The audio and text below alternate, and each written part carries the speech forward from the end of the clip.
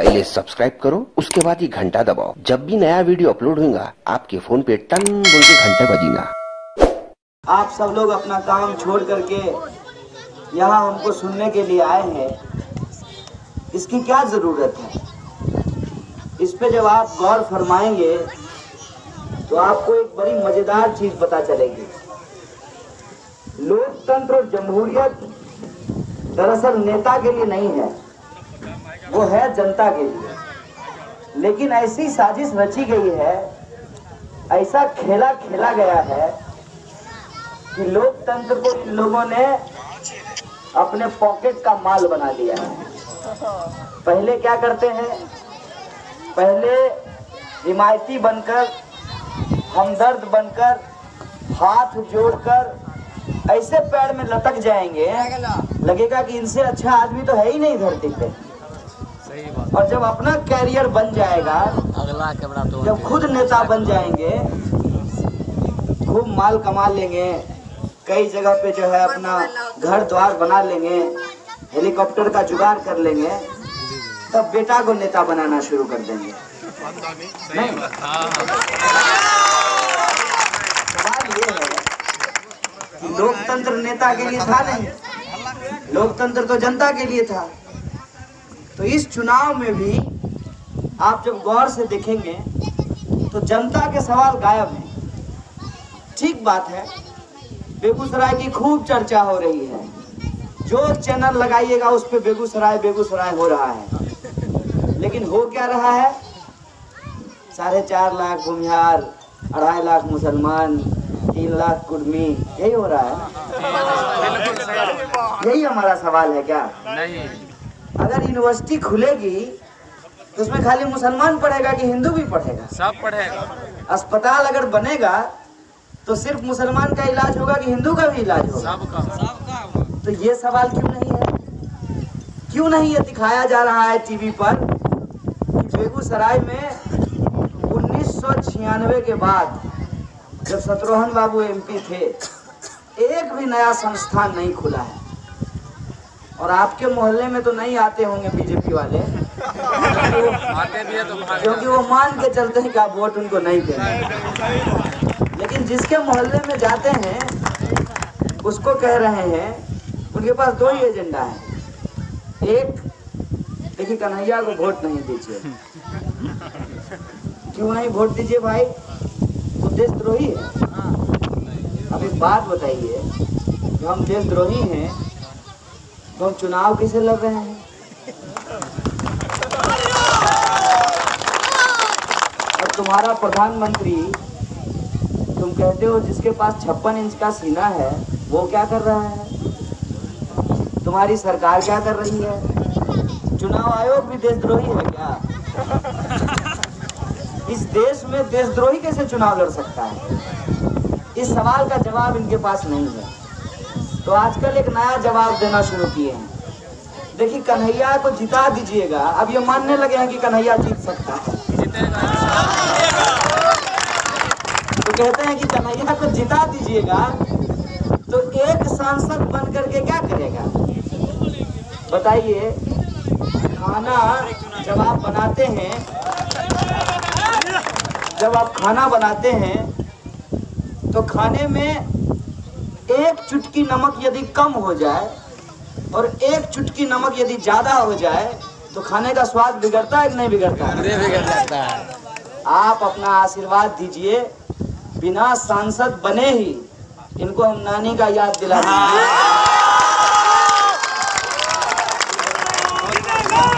बात ये है कि कोई कुछ नहीं दिया है आपको। हम भी ये नहीं कह रहे हैं कि हमारे पास कोई अलादीन का चिराग है और हम आपकी जिंदगी बदल देंगे, ये बात हम नहीं कह रहे हैं। लेकिन आप ये सोचिए, मुंह तो चलाना था। हमको भाषणबाज कहते हैं, तुमसे तो ये भी नहीं हो पाया दोस्त कि तुम मोदी के खिलाफ भाषण भी दे पाते।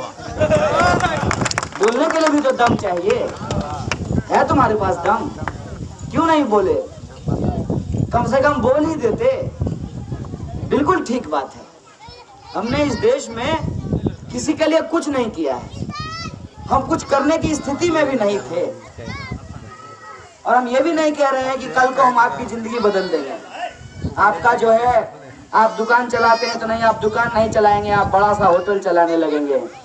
आप अगर जूता सिलते हैं तो आप जूता नहीं सिलेंगे, आप बाटा कंपनी के मालिक हो जाएंगे। आप जो है ठेला चलाते हैं तो आप ठेला नहीं चलाएंगे, 1000 ट्रक आपका चलना शुरू हो जाएगा। ये तो हम नहीं कह रहे हैं, लेकिन कम से कम ये तो कर सकते हैं कि अगर आपके साथ गलत होगा तो मुखरता से उस आवाज को उठा सकते हैं, उसके खिलाफ ये तो कर सकते हैं कि किसी के सुख दुख में जाकर के खड़े हो सकते हैं। ये तो कर सकते हैं कि बूढ़ा बाप जिसके बच्चे को भीड़ ने रौंद करके मार दिया, उसकी कपकपाती हाथ को पकड़ करके एक ढाढ़स बंधा सकते हैं। ये तो कर सकते हैं।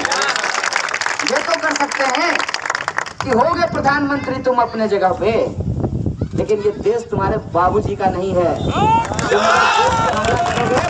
तो तुम सवाल पूछ सकते हैं, ये लोकतंत्र की ताकत है। ये तो कर सकते हैं।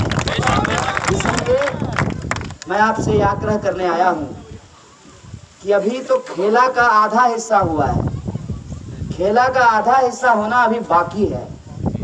अभी तो तरह तरह के अफवाह फैलाए जा रहे हैं, उन अफवाहों को नया रूप देना बाकी है। इसलिए मैं आपको आगाह करने आया हूं कि हम लोग इस देश के एक ऐतिहासिक जंग का नजारा देखने वाले हैं। वह ऐतिहासिक नजारा ये है कि एक तरफ वो लोग हैं जो इस गुलिस्तान को तबाह कर देना चाहते हैं। आप सोच कर बताइए, किसी बूढ़े बुजुर्ग से पूछ लीजिएगा, बेगूसराय जिला में सभी जाति सभी धर्म के लोग रह रहे हैं, पहली बार बकरीद हुआ है क्या? पहली बार दुर्गा पूजा हुआ है? पहली बार मुहर्रम का ताजिया निकला है? या पहली बार रामनवमी का शोभा यात्रा निकला है? कि पता नहीं कितने हजार साल से ये निकलता आ रहा है। ऐसा क्या हुआ 2014 के बाद कि बेगूसराय में जो आज तक नहीं हुआ उसको करने की कोशिश की गई? विभाजन से लेकर के आज तक मुझे बताइए कि बेगूसराय में हिंदू मुसलमान के नाम पे दंगा हुआ हो? हर बार कोई ऐसा मौका नहीं गुजरा जब बेगूसराय में यहाँ का माहौल खराब करने की कोशिश नहीं की गई। इस पर गंभीरता से सोचिएगा। ये चुनाव है और इस चुनाव में भी यही करने का प्रयास किया जा रहा है। अपने आप ये बात नहीं फैल रही है कि नहीं मुसलमान वोट कहाँ दे रहा है, मुसलमान तो वोट ही नहीं देगा, मुसलमान तो मुसलमान को वोट देता है। ये बात बोली जा रही है। ये बात बोला जा रहा है कि भूमियार वोट ही नहीं दे रहा है, भूमियार तो उसको वोट देगा ही नहीं। अब भूमियार उसको वोट देगा नहीं, मुसलमान का वोट आप बांट दीजिएगा तो गिरिराज जीत जाएगा। ये जादूगरी करते हो, इस हाथ में सिक्का डाल करके इस हाथ से नोट बना दोगे। जादू चल रहा है क्या देश में? वोट देंगे कन्हैया कुमार को, जीत जाएगा गिरिराज। ऐसा कैसे होगा? ऐसा तो तभी होगा ना जब ईवीएम मशीन ठीक से काम नहीं कर रहा होगा। और ईवीएम मशीन अगर ठीक से काम नहीं कर रहा है वो तो एक अलग मसला है, लेकिन चुनाव से पहले ही ये हवा बनाने की क्या मतलब है कि वोट कन्हैया को दीजिएगा तो गिरिराज जीत जाएगा। इस साजिश का मतलब समझते हैं?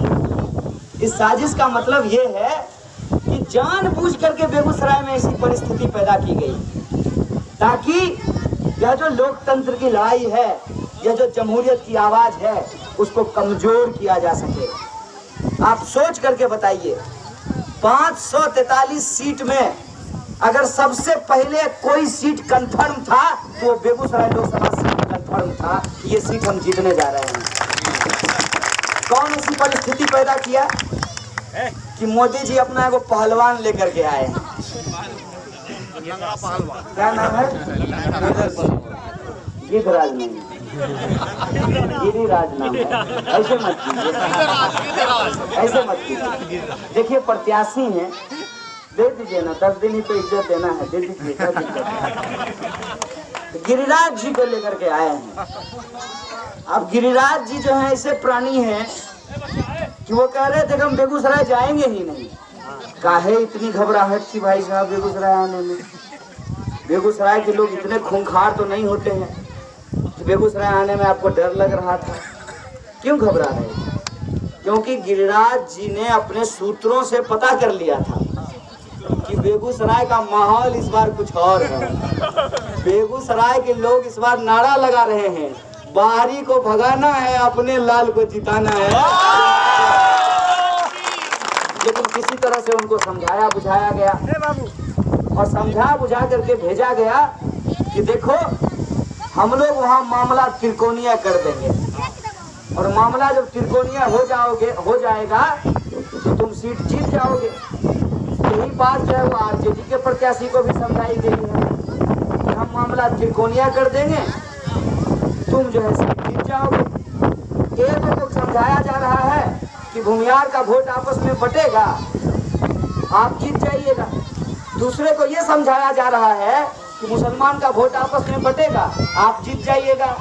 खेला चल रहा है। बेगूसराय हर एक माल का दुकान है, सब्जी 10 रुपया में मिलेगा।